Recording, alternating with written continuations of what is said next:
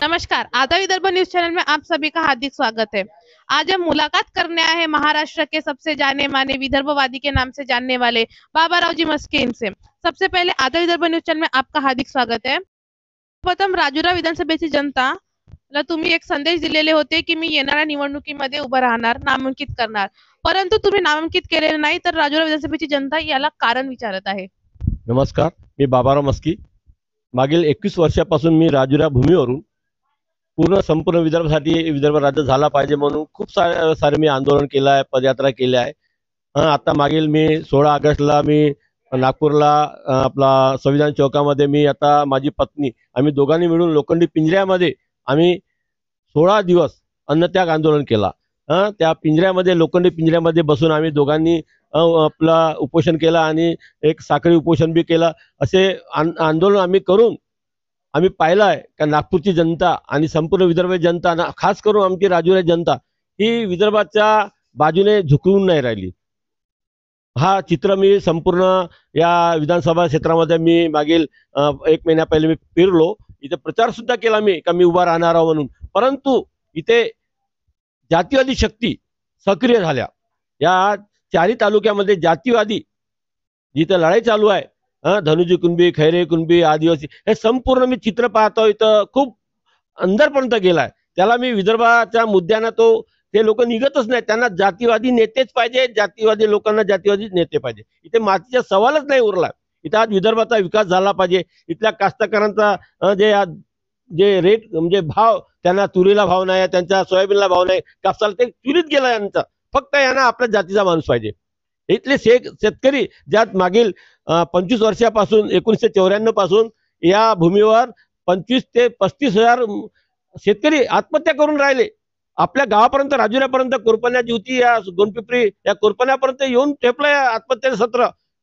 यवतमाळचा जो आत्महत्या सत्र हा आमच्या चारी तालुक्यात येऊन पोहोचला, तरी इथल्या लोकांना जाग नाही आली। त्यांना विदर्भाचा काही लेणं देणं नाही, फक्त आमच्या जातीचा नेता आला पाहिजे।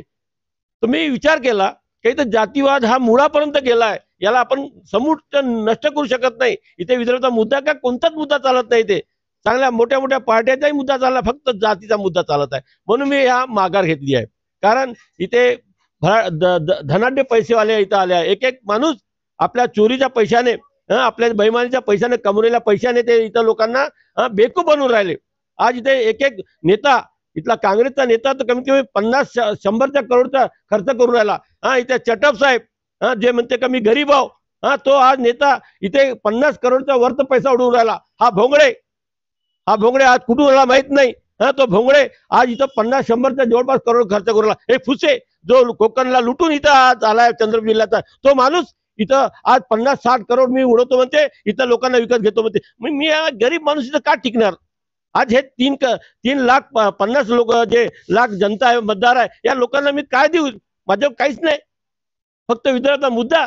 इथं तर विदर्भाचा मुद्दा चालत नाही, म्हणून मी माघार घेतली। पण मी माघार घेतली नाही, हा फक्त माझा एक मी स्टाफ दिलाय, इथं मी विश्रांती घेतली आहे।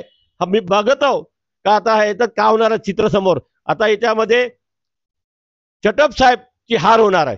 जर चटप साहेब हारले तर मी आता उठणार आहे विदर्भासाठी, कारण या चटप साहेबांनी विदर्भाचा मुद्दा दाबून ठेवला। त्याने विदर्भ करता येते पण त्यांनी केला नाही, हा त्यांचा गुन्हा आहे। हा गुन्हा मी आता समोर आणणार आहे। आज चटप साहेब पडणार आहे, पडलेच पाहिजे। तर मी यासाठी उभा झालो नाही, कारण मी राहिला तर चटप साहेब आले असते, म्हणून मी चटप साहेबांसाठी मी उभा राहिलो नाही।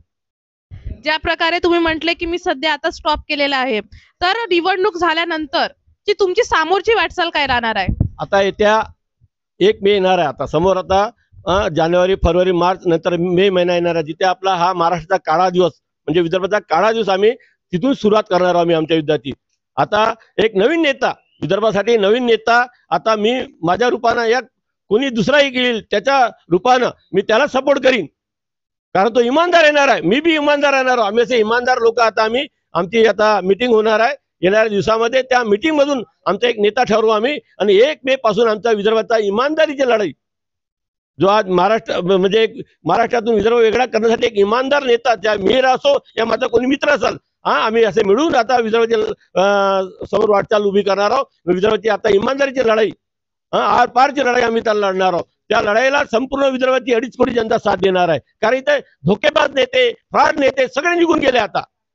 जे आपला देवेंद्र फडणवीस झाले, सुधीर मुनगंटीवार झाले, हे आमचे नितीन गडकरी झाले, रणजित देशमुख हे असे, आशिष देशमुख, आपले दत्ता मेघे सगळे निघाले, आपले चटप साहेब सगळे निघाले.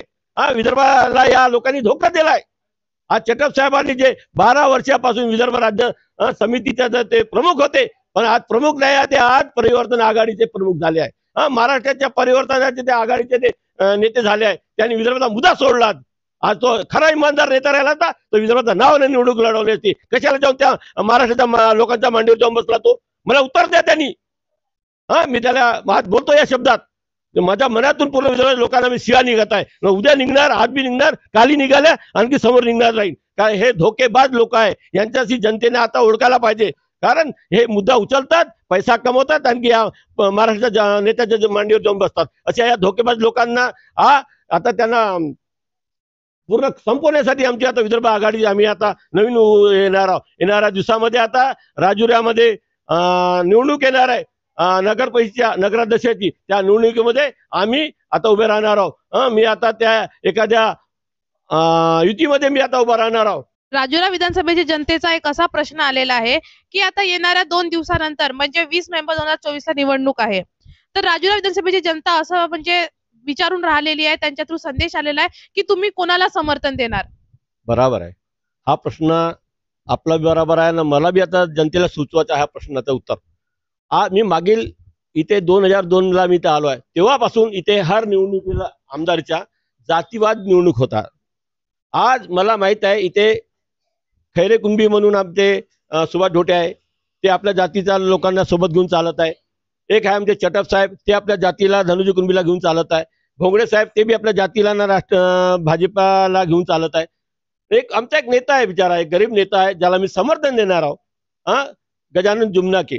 तो एक मुलगा बिचारा, आदिवासी मुलगा, जो इथला मूळ निवासी, इथला विदर्भाचा मूळ निवासी, का ज्याला संपूर्ण हक्क मिळाला पाहिजे. त्याचा पहिला हक्क आहे या राजुरा विधानसभातला. आज 50% लोक आज आदिवासी आहेत, दलित लोक आहेत, ते वंचित लोक आहे, जे बिचारे दलित घटकाचे लोक आहेत, ते त्या लोकांना न्याय मिळाला नाही. सगळ्यात जातीवाद मी पाहून राहिलो इथे. पूर्ण जेवढे बी आमदार झाले, पूर्ण एकाच जातीचे दुसऱ्या जाती, 2 जातीचे लोक इथे आमदार झाले. तिसरी जात का मेली का इथली? चौथी जात मेली का? हा प्रश्न माझा पहिला आहे. का यांचाच हक्क आहे का? माझ्या जातीचा हक्क आहे का? मी बी त्यांच्या जातीचा आहोत, पण माझ्या जातीचा हक्क आहे का? मग बाकीच्या लोकांना आहे का? देशामध्ये, या राज्यामध्ये, या तालुक्यामध्ये, या विधानसभामध्ये आहे. आज इथला जो मूळ निवासी आहे आदिवासी, त्याचा प्रथम हक्क आहे, आणि तो हक्क मी मिळून द्यासाठी मी त्याला समर्थन दिला. मी त्या बिचारा, त्या एक ज्याच्या जातीवर आज 1978 पासून, जे स्वातंत्र्य झाला 1947 पासून, तेव्हापासून सतत या काँग्रेसनी मागील 65 वर्षामध्ये आणि या 15 वर्षामध्ये आमचा हा भाजप पक्ष या जातीवर संपूर्ण भारतामध्ये बिलकुल त्यांच्यावर म्हणजे अत्याचार करत आहे. आज मणिपूर बघा, आज आपला पूर्ण छत्तीसगड जिल्हा, आपला राष्ट्र बघा, आमचा गडचिरोलीचा सुरजागडचा आदिवासी बघा, त्या आदिवासी जनतेवर ही सरकार, हे मोठे मोठे नेते छळ करत आहे, त्याच्या जमिनी हिसकून राहिल्या आहे. म्हणून मी या लोकांना वाचवण्यासाठी या लोकांना मी समर्थन देत आहो का तुम्ही आता स्वतः एक मूठ व्हा. आपल्या जातीचा पहिले तुम्ही नारा द्या का आमच्या जातीचा माणूस आता येणाऱ्या या 20 तारखेला, या म्हणजे 23 तारखेला आमचा नेता हा गजानन जुमनाकेच्या रूपानं हा प्रगटला पाहिजे, मराठीच्या विधानसभामध्ये गेला पाहिजे, हा पिवळा दुपट्टा तिथे गेला पाहिजे. माझा आशीर्वाद आहे त्या मुलाला, तो माझ्या मुलासारखा आहे. तो आज त्या मुलाला मी आशीर्वाद देण्यासाठी मी त्याला समर्थन देतो. इथल्या संपूर्ण आदिवासी समाजाला मी समर्थन देतो. आणि त्यांच्याबरोबर इथे असलेला जो एक वंचित आघाडी आहे, प्रकाश आंबेडकर साहेब यांच्या पक्षाचा जो एक युती आहे, त्या दोघांना मी आज समर्थन देतोय. काल मी गडचंदूरला आमच्या साहेबाच्या मंदिरामध्ये त्यांची सभा झाली. काल यावेळी सभा झाली, त्या तिथे त्यांच्या स्टेजवर जाऊन त्यांना मी हात मिळवला, त्यांना आशीर्वाद दिला, त्यांना समर्थन दिला की तुमच्या जातीचा तुम्हाला पूर्ण समर्थन मिळणार आहे. आणि बौद्ध लोकांचा, आज बौद्ध धर्म, आज जे वंचितचे जे लोक आहे, कार्यकर्ता, त्यांचा आज किंग मेकर लोक मतदार आहे. ते हा इथल्या राजुराचे ते किंग मेकर आहे. हा त्यांचा एक पारडा आहे. 40,000 मताचा व्होट बँक आहे त्यांची, बौद्ध लोकांची. हे वर्ल्ड आहे तिकडे, तो निवडून येणार आहे. तुम्ही आज विनंती करतो संपूर्ण बौद्ध धर्माच्या लोकांना का या आदिवासी नेत्याचा मुलाला, जे स्वर्गीय गोद्रू पाटीलचा मुलाला आपण लोकांनी सहायता करावं. त्यांना एक मताने त्यांना आता तुम्ही येणाऱ्या 20 तारखेला मतदान करावे. माझी विनंती आहे पूर्ण संपूर्ण बौद्ध लोकांचा का तुम्ही किंग मेकर आहात. कारण तो काटावर 50,000चे पूर्ण हे 4 विनर आले आहे. फक्त तुमच्या 15,000चा त्यांना एक 50% त्यांना अगर तुम्ही मतं दिले तरी संपूर्ण बुद्धाचे अगर 50% 15-20,000 मतं भेटले, तो मुलगा आज निवडून येणार. माझा विश्वास आहे का तुम्ही लोक त्या माझ्या या वचनावर, माझ्या तुमच्या या बोलण्यावर तुम्ही असेच वागाल आणि येणाऱ्या 20 तारखेला तुम्ही त्या आपल्या स्वर्गीय गोद्रू पाटील जमनक्याच्या मुलांना, चिरंजीवीला, गजानन जुमलेला तुम्ही भरघोस मतांनी निवडून द्या असा मी विश्वास ठेवतो. मी माझे इंटरव्ह्यू समाप्त करतो. मी बोला. खूप छान अशा वेळेतला वेळ काढून तुम्ही आपला वेळ दिला त्यासाठी तुमचा आधार विदर्भ न्यूज चॅनल तर्फे खूप खूप धन्यवाद. आणि तुमच्या जे समोरच्या वाटचालीकरिता आझाद विदर्भ न्यूज तर्फे तुम्हाला खूप खूप शुभेच्छा. आणि तशाच सोबत येणाऱ्या 20 नोव्हेंबर 2024 ला होणाऱ्या निवडणुकीकरिता संपूर्ण महाराष्ट्राची जनता जाऊन मतदान करावे. मतदान यासाठी नाही तर आपल्यासाठी एक सच्चा असा उमेदवार करिता आपले मतदान करावे. आणि त्यासोबत जर तुम्ही आतापर्यंत चॅनलला सबस्क्राईब नाही केलं तर आता जाऊन तुरंत सबस्क्राईब करावे. धन्यवाद. जय विदर्भ.